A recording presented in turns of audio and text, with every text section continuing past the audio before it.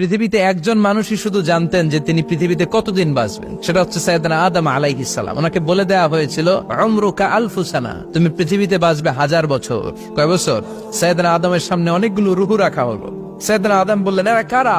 আল্লাহ বললেন, এরা হচ্ছে নাসালুক, তোমার বংশধর, পৃথিবীতে তোমার পর এরা পৃথিবীতে আসবে। সাইয়েদনা আদম বললেন, আল্লাহ ওই যে একটা রূহ দেখা যায়, এটার নাম কি? আল্লাহ বললেন, হাদা ইবনুকা দাউদ, এটা তোমার ছেলে দাউদ, সে দুনিয়াতে নবী হয়ে আসবে, তার ছেলে সুলাইমানও নবী হয়ে আসবে। সাইয়েদনা আদম বললেন, মাবুদ, আমার ছেলে দাউদের কত বছর হায়াত আপনি দিয়েছেন? আল্লাহ বললেন, 40 সানা, মাত্র 40 বছর, 4 ইয়ার্স। 40 বছর তোমার ছেলেটা বাঁচবে। ও আল্লাহ, আমি বাঁচবো কয় বছর? তুমি বাঁচবে 1000 বছর। সুবহানাল্লাহ। সাইয়েদনা আদম বললেন, মাবুদ, এত ফুটফুটে সুন্দর আমার ছেলে দাউদ, মাত্র 40 বছর দিলেন কেন? জিদ মিন উমরিহি, বাড়ায়া দেন। সুপারিশ করতেছে পোলার লাইগা কে? বাবা। আল্লাহ আপনি বাড়ায়া দেন, আল্লাহকে বাড়ানো